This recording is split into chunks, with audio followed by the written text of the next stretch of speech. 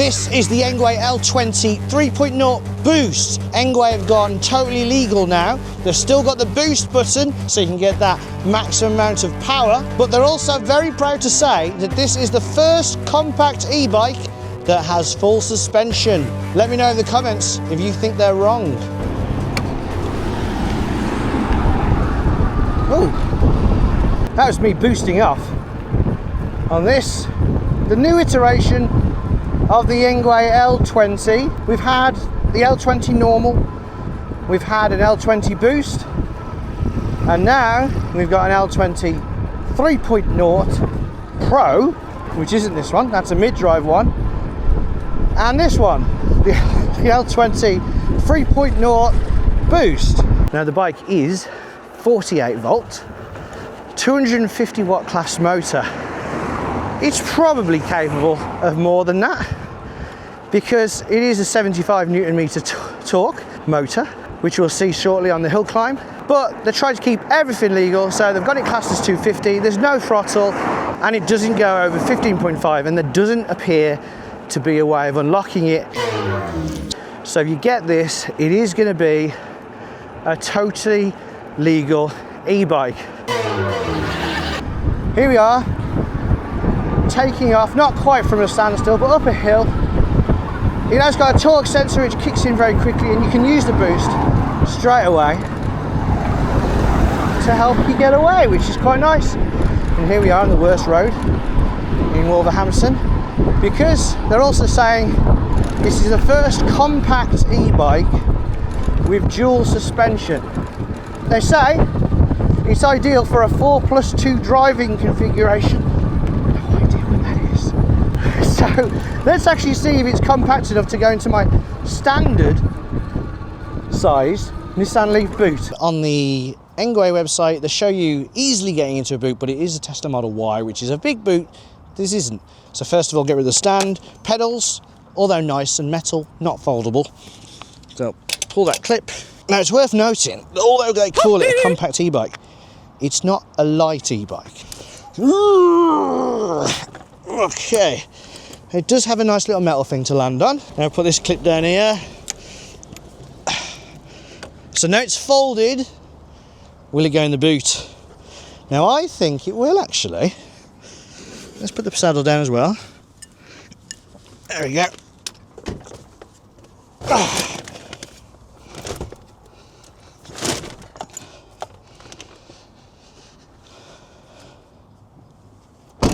Ta-da! More bumps, and I've got to say, to be fair, it is very comfortable. The front suspension is lockable and adjustable. It doesn't seem to bottom out or clunk when it comes back, which is nice.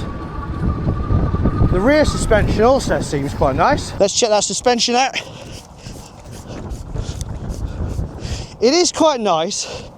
I like the fact that front suspension, when you drop it, it doesn't bounce. It's like the one ring when you drop it on the floor. I like that. I think that's the mark of a good suspension. The rear though, it's quite bouncy. But it feels pretty comfortable when you're on it. Now this bike has got 75 Newton meters of torque apparently. So it should easily get up this hill.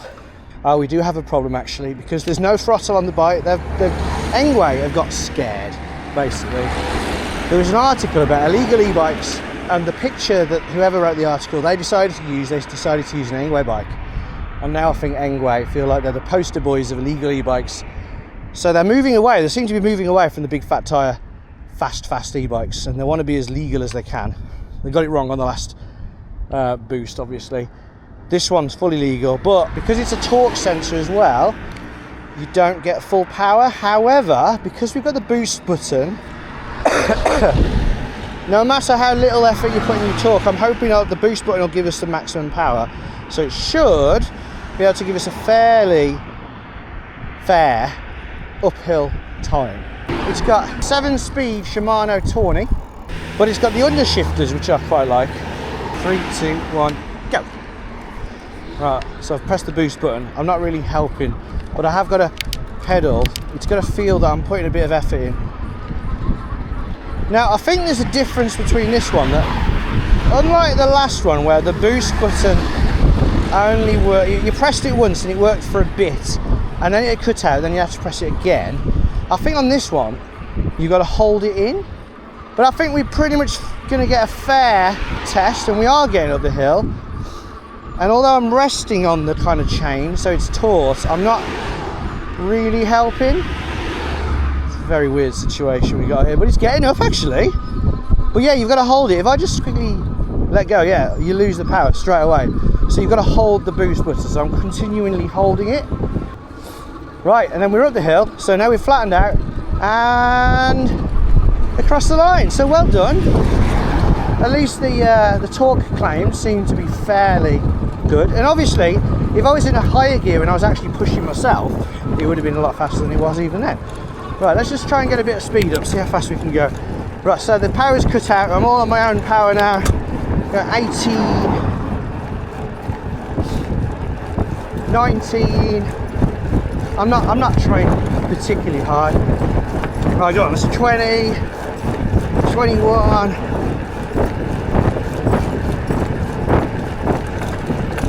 Just at 22.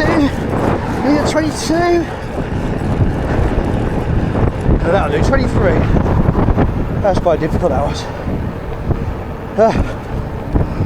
Right, I'm not going to bother talking for a bit. I'm going to have a rest. Height-wise, its quick release saddle goes all the way down to there, so you could be okay on there, because obviously you want to be riding like that. You'd probably be okay if you're like 5'1" or 5 foot or something like that. I'm 5'9", and then the maximum is there, which I think seems quite high. I think they've got a maximum height of 6'3". I reckon you might get away with 6'5". I can't even reach the floor there. Ugh. But obviously there's no throttle, so you will be pedaling all the time. So if you are 6'5", you might feel like your knees go too high, but you'd probably get away with it just about. Something I often forget is actually the handlebars go up too. So there we go. And let's not forget, this is step through. I always get on bikes like that, as you probably noticed, but I don't have to, because this is step through, so I can just do that. I'll tell you why I like having a boost button. Because this bike has got a torque sensor, it means that when it detects you pushing down on the pedals, it gives you power, but if it detects that you're pushing down harder on the pedals, it gives you more power. That means if you kind of want to ride lazy and just move your legs around, then you don't get all the power. And you might be a bit disappointed to find that you're being lazy, and instead of going 15.5, you're going 12 or something. With a boost button, it's just there to help you out if you want to get the maximum power, i.e. to get you up to 15.5, but because we've got a torque sensor, you're a bit too tired to put in the maximum power yourself. So it just allows you to be a bit lazy. So it gives you the advantages of a torque sensor, but if you want to be lazy, you press the boost button and it'll give you all the power you want without you having to try. Which is nice, I like that. The first standard L20 tyres that aren't 4-inch wide fat tyres, they're 3-inch wide fat tyres. They're still pretty wide compared to your average bike, but they're probably not classed as fat tyres anymore.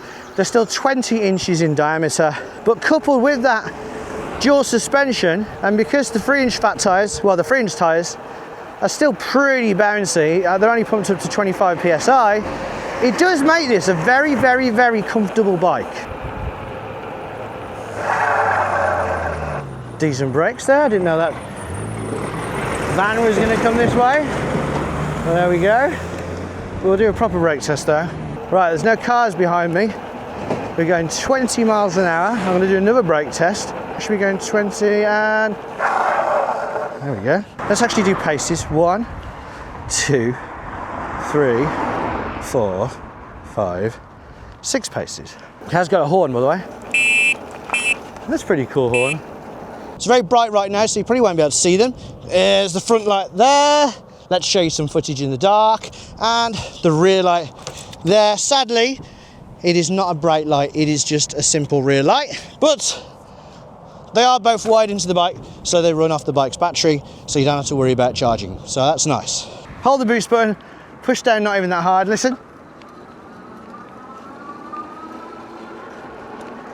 Up to 15.5. So lazy pedaling, I'm at 14.5, drop in 14.4, 14.5, okay, about 14.5. Me being lazy in level 5, no boost. If I hold boost, it just gets you up to the 15.5 basically. And it's quite nice. Range wise, they reckon they've done real world range tests. Obviously, you're never sure if you can trust them. You want to go on, and everyone's different. But in 25-degree weather, 75 kilogram rider, they reckon in pedal assist 1, they get 135 kilometers. It's about 83 miles. In pedal assist 5, they still get 85 kilometers, which is just over 50 miles, which isn't too bad. Now, obviously, they didn't say pedal assist 5 with boost or pedal assist 1 with boost, so it could be that they're not including boost, which means, obviously, being a torque sensor, you are helping quite a lot to get that, because the battery isn't big. It's only 13.5 amp hours. It's 48 volts though, which gives 648 watt hours. Let's have a quick look at the battery. It is removable. Now the bike apparently is 33.2 kilograms, but then the gross weight is about 42 kilograms, which I'm never sure what they actually mean. I think maybe with the battery, with the mud guards, plastic, decent, with the rear rack that takes 25 kilograms, and any little extras like that, then maybe it weighs 42. Well, so I'll pick it up. Right. 1, 2, 3, 4, 5. I don't think it weighs 42 kilograms, but maybe a bit more than 33. I should really get some scales, shouldn't I? But anyway, that's what it's meant to be. It's not the lightest of bikes. You wouldn't want to have to keep taking it up and down stairs, things like that. Luckily, you can remove the battery with the key, shove this in there, turn it, and it pops up. And here is the 13.5 amp hour, 48 volt, 648 watt hour battery. No idea what cells they are, but that's the battery. Not massive, not tiny, but not big at all. On the smaller end of batteries. It's also got an on-off switch there, which is not accessible on the outside of the bike. So if your bike doesn't turn on, it could be that that is off. So make sure that is on. Now, when you pop it in, it's a bit weird because it goes in and you think, why aren't you going down? Well, you've got to like turn the key as you push it in. So as you put it, turn the key, and as you put it in, turn the key, and then it stays in. Then you can remove the key, and then you don't need the key to run the bike, but I'm okay with it as long as the battery comes out really quick, so that's fine. So if you lock the bike up, you can always take the battery with you so people can't mess around with your bike. It also means, of course, you can charge the battery and keep the bike locked up outside if you want. Near the end of the video, we will check in and see what kind of range I would get. When we take off, let's have a look at pedal assist 1, what happens then. So when we go over green, I'm going to hold boost. Some pedal assist 1, oh, I like that. So pedal assist 1 with boost, it gives you all the power. It's good to know that you can go around in pedal assist 1, but if you want that extra boost,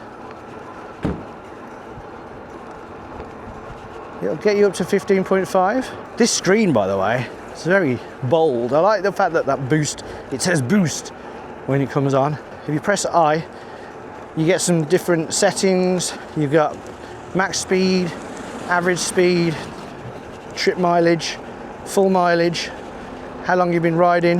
Now it says max speed 24.9. I've actually got my GPS going, and apparently, according to my GPS, my maximum speed is 24 miles per hour. Let's check out the suspension going down a curb. That is very comfortable, actually. Let's go up a curb. Right, without pulling it up. Oh, yeah. It is very good suspension. They say mountain bike grade suspension. That could mean anything, because it could be cheap mountain bike grade suspension. But I'm happy to say that it is a very nice suspension. What's it like to pedal without power? As always, not the best, but it's possible. Pedal assist 1, about 12 miles an hour, 11. Right, let's check pedal assist 2. It's similar to pedal assist 1. Let's check pedal assist 3. To be honest, I'm struggling to tell the difference. Pedal assist 4. Right, I can feel a bit on pedal assist 4. It's definitely more powerful. And then back to pedal assist 5. Very subtle differences from 1 to 5. And obviously the boost does seem to work in all of them, which is nice. I like that. But what I would say is that it's not, the boost button isn't totally instant like throttles usually are. It takes a while for it to kick in, but it is a bit faster on pedal assist 5. And of course, if you stop pedaling, then it stops working. You've got to be pedaling for it to be working. Now it's probably a good time to check how the bike came and how easy it was to put together. Not a massive box. Standard packing. I'll let you know if there's any damage.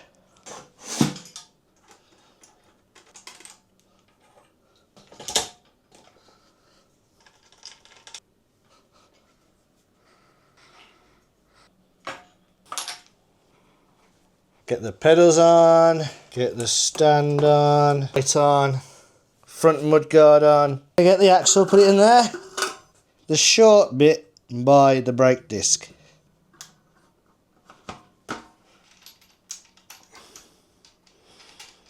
Once tightened, this brake needed no adjusting.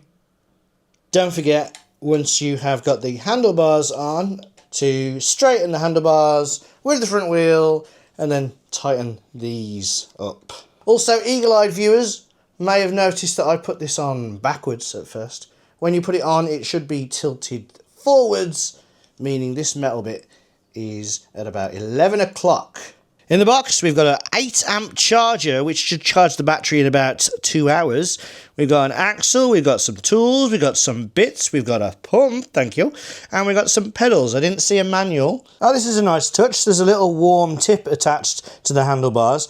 It says this driller protector is used for protect the derailleur from being deformed during the shipping if, no space, the derailleur, right, we've got a driller, we've got a derailleur, we've got a derailleur, 3 different spellings for the same thing. By the way, the derailleur is the bit that does the gears, which is all around the other side because the chain's off. But you might think I'm making fun of them. I'm really not, because when they get to here, deformed touches any part of the derailleur, they're nearly there. They're like an eye short. It will affect the use of the derailleur, and then they've got it right. Please pull the protector out to keep it 15 millimeters away from the derailleur. Motto of the story, keep on trying, you'll get there in the end. Thanks for your warm tip. Now I've come to the end of my main test of this bike. I'm going to carry on riding it, because I'll keep riding it around to get all my extra footage and stuff like that. But I'm impressed. It's hard for me to be impressed, really, on a legal bike.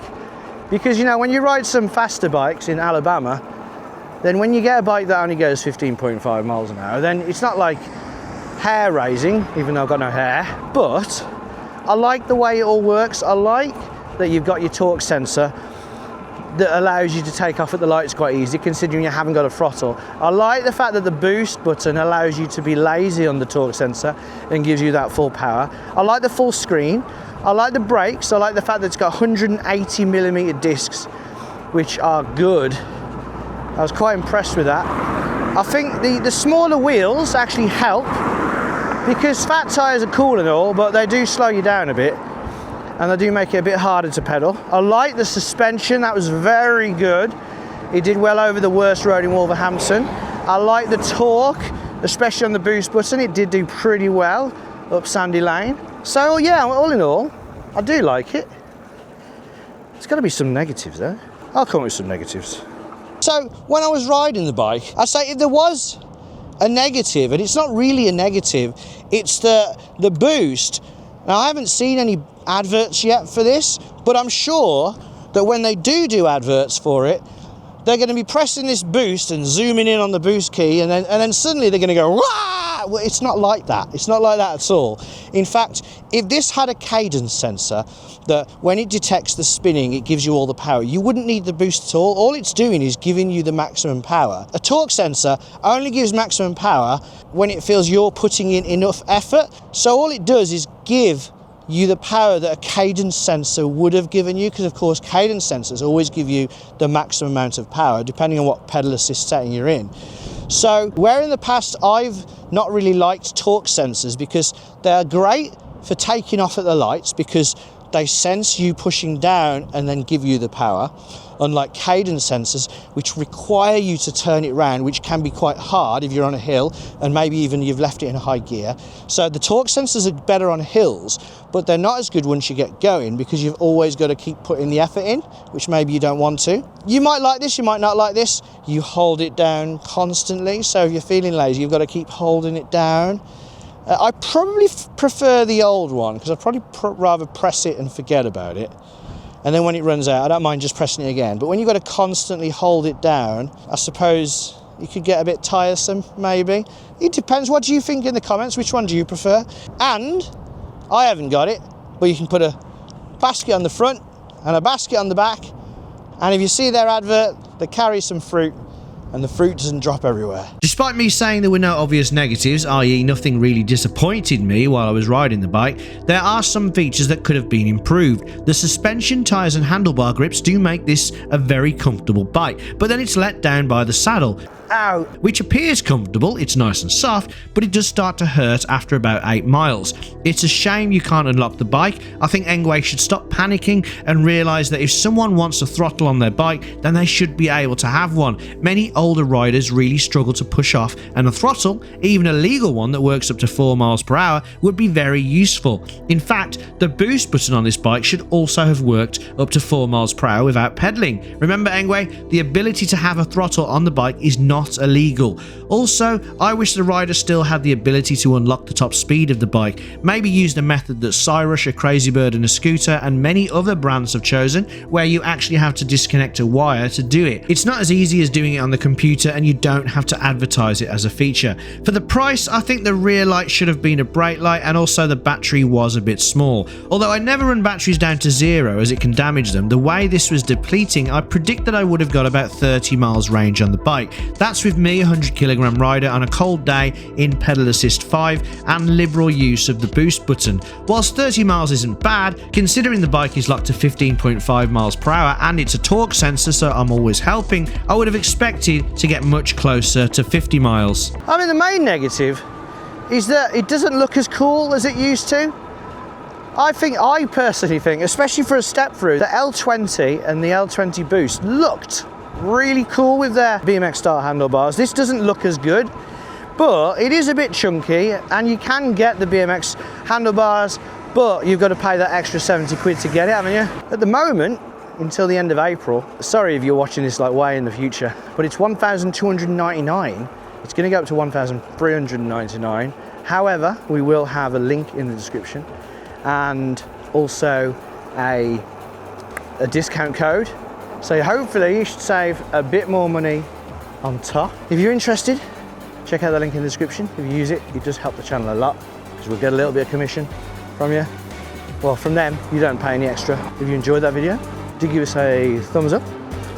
But if you didn't, then make sure you thumb us down, but let me know in the comments how we could have got better. And until next time, ride safe. Where's my people? Look at this stupid bike in the boot. It deserves it. Deserves what? It deserves going in the boot.